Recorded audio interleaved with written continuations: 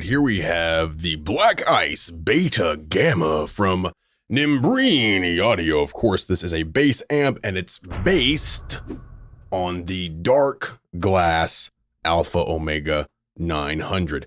This is called a modern bass amp, or gives you a modern bass tone, and that's really thanks to its Alpha Omega, or what it's called here, its Beta Gamma distortion circuit. So it's a little bit more confusing than, say, your standard bass amp plugin, where you have your bass, your mid, and your treble. So we'll go over the interface here, all of the parameters, and see how it works.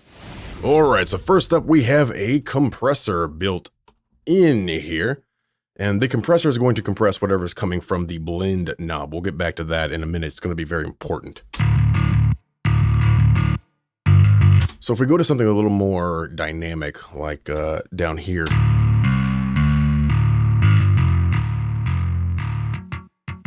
so on those, taps with your thumb, they're a little bit lower in volume. So if we compress that, we'll zoom in here so you can see a little bit better on these taps here.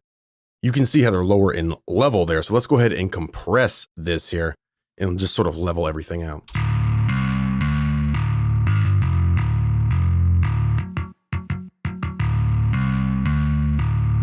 And it just makes your bass a little bit more even overall. And now we'll look at the distortion circuit, the Beta Gamma distortion circuit. And this is where it's a little bit confusing, at least if you just throw this in your DAW and start to adjust things, it might be a little confusing. So our drive, our level, our mod, and our blend, our distortion, our punch, and our edge, all of these are tied to our Beta Gamma distortion circuit. And if you don't have distortion on, none of them are gonna do anything at all, okay? So if you just pop this in to your DAW, you play back, start adjusting things, right? This is doing nothing at all, right? Nothing at all. That's because our distortion circuit isn't pulled in. So let's go ahead and pull our distortion circuit in, and then you'll see all of this stuff actually works.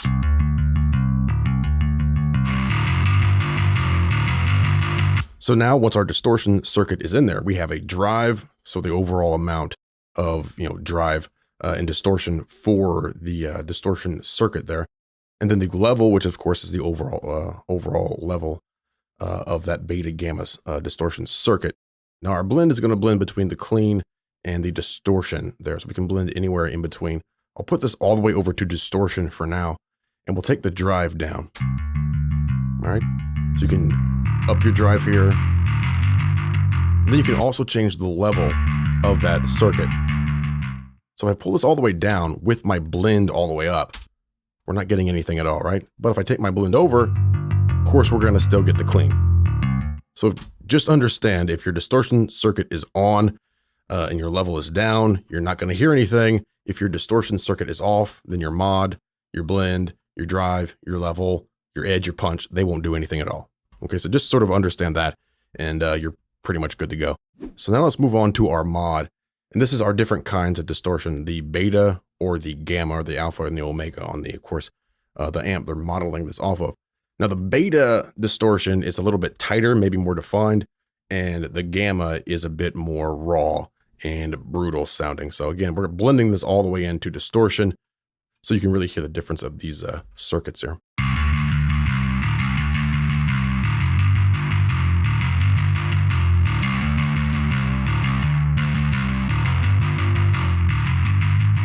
So definitely a different kind of distortion. So you can just blend between, whatever you prefer. And then of course your overall blend right there. So let's go ahead and set this up a little bit. All right. We'll say we like that.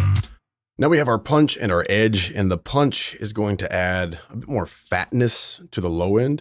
And the edge is going to add a bit more of an edge to those high mids. So it like boosts the high mids in the distortion circuit. That's important to remember. All right.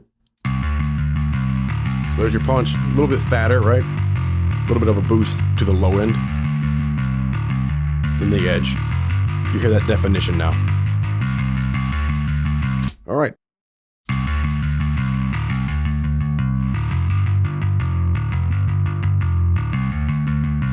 I kind of like the Gamma side a little bit better. All right, that's a pretty good sound that I like. Then we have a gain, and this is going to be the total amount of volume before our EQ here.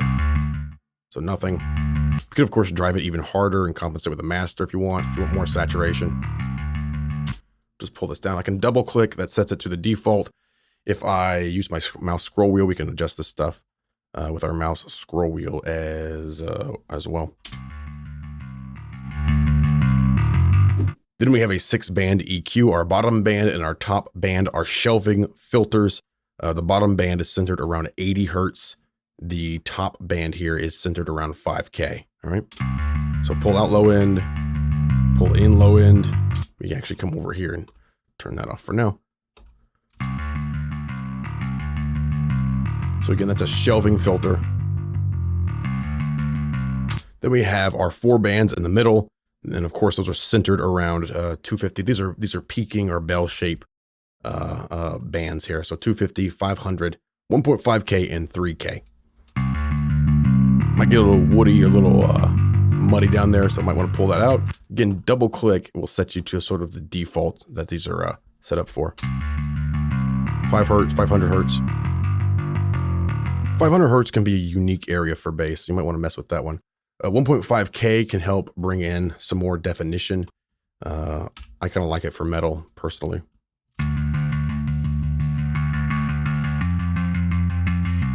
Same thing for 3K. Just depends on the sound that you like. All right. Then you have a power button here to bypass. You also have a bypass up here as well. Up here, you're going to have your factory presets, bass, drums, guitars, keys, etc., etc. Over here, you can find your manual. There with the hamburger, you can head through your presets using your plus and your minus. You can undo and redo right here. And you have 2 different slots for different settings. So if I have a certain setting on B, I can go back and forth between A and B and switch those around. If I want, over here is where you save or save as your presets and then delete presets there as well. All right, so that's the entire front panel. We can also change the overall size of this. So let's go ahead and head back now to our cabinets and impulse response loader. So to get to our cabinets or impulse responses, we can click here. We can also just click in a blank area up here. That'll take us over there as well. So we have cabinets, we have impulses. You can switch between those. You can't have them on at the same time. And then you have a bypass. So if you want to use your own impulse response loader, you can do that, or you want to send the sound out to an actual cabinet, you can do that as well. Start here on our cabinets. We have several different cabinets included here, or a few. SVT, so a nice Ampeg sound. Different SVT here. So for this one here, of course, I would have to change all of my parameters here. Changing cabinets or impulse responses is going to be a huge difference to your overall sound. Now, depending on the cabinet that you choose, you might have a tweeter option here. So we don't have one for this cabinet, but we do have the tweeter option here for this cabinet. If it has a tweeter, you're going to have your overall level of the tweeter right here. So you can balance that out. Of course, more top end. All right, a little more definition whenever you pull that up. You also have different microphones included here. So just choose the one that you like, set up the position, the distance.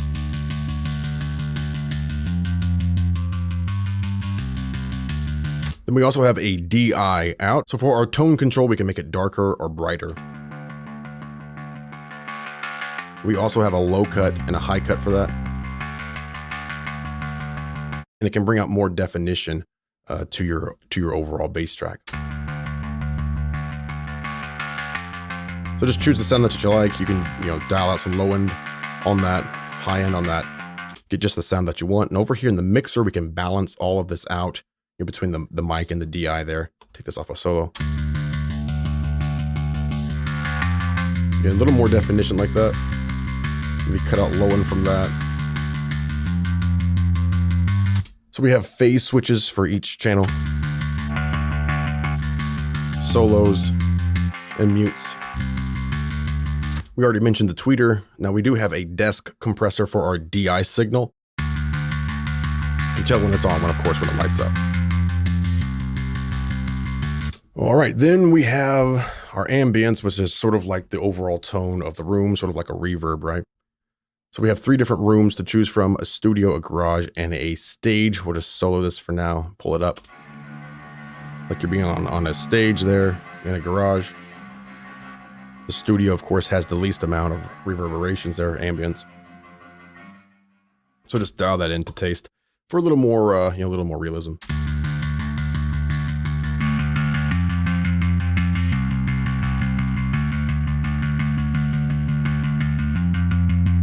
And balance out the overall levels right here in your mixer.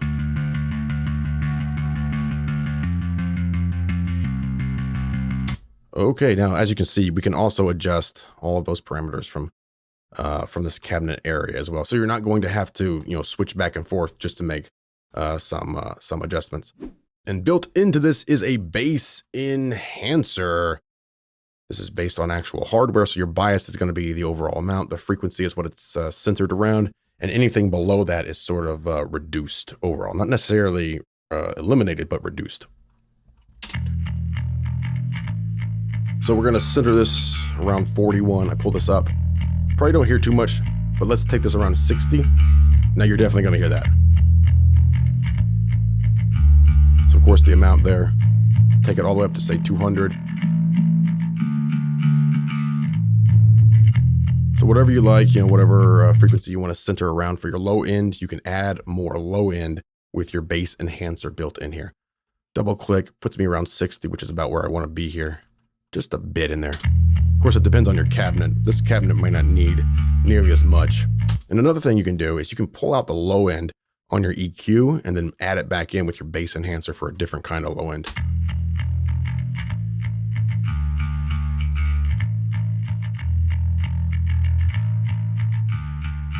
Just something that you might want to try. If I were to take the drive up here, just so we can really hear this, and the blend way up to distortion, you can hear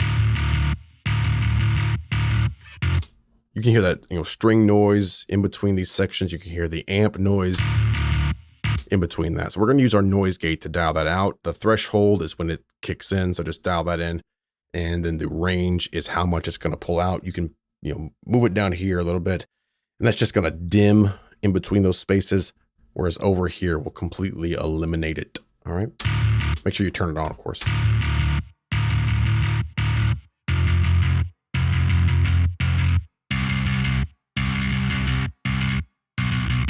That's a little much on the threshold. There we go. Just cuts it off completely, or just dim it a bit. All right, so that's built in as well, your noise gate. Now down here we have our input and output. So this is the total input of your dry bass, and then the total output of everything here.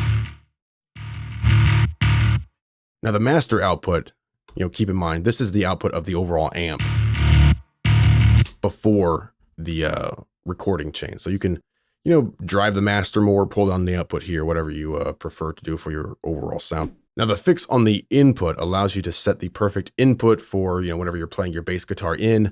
You can fix that, and then you can switch between your presets, and it won't change your input level, okay? Because otherwise, as you're going through your presets, as you can see, your input level might change. So set that wherever you want, and then if you want to browse your presets, you can fix it, and then browse.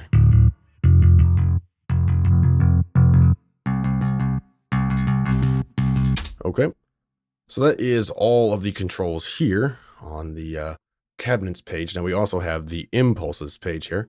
Let's head over to our impulses, and you'll notice that we have 2 slots for impulses and the DI out. The same thing we had over here in the cabinet. We had our DI out. We still have that even whenever we're using our impulses. All right. If I play now, we don't have any impulses loaded. We're just hearing the amp, right? We can always switch back to the cabinet, and it remembers our settings over here.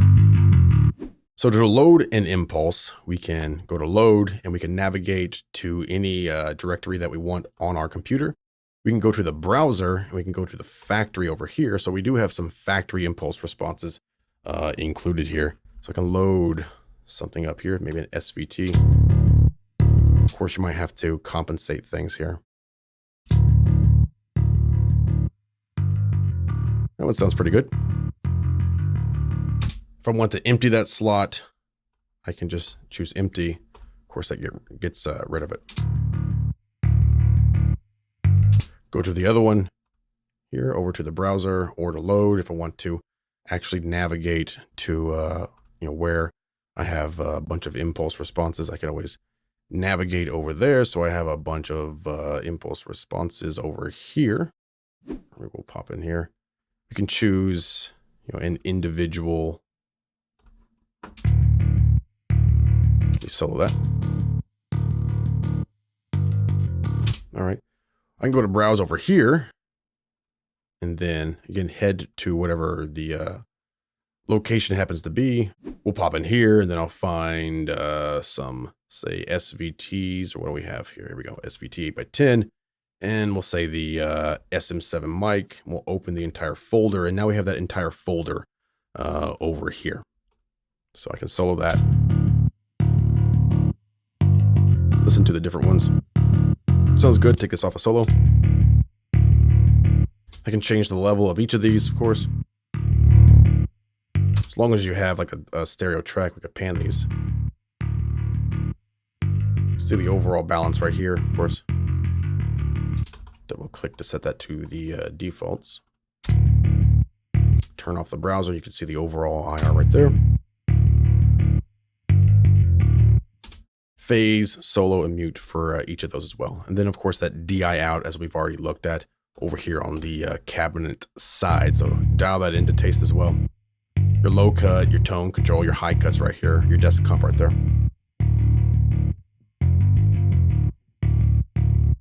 All right, and the good thing is, by the way, you can switch between your cabinet and your impulses, and it remembers your settings between the two. That's our cabinet setting. That's our impulses. See, as I make adjustments, how everything adjusts over here on the graph. All right, so that is the entire interface here of the Blackice Beta Gamma.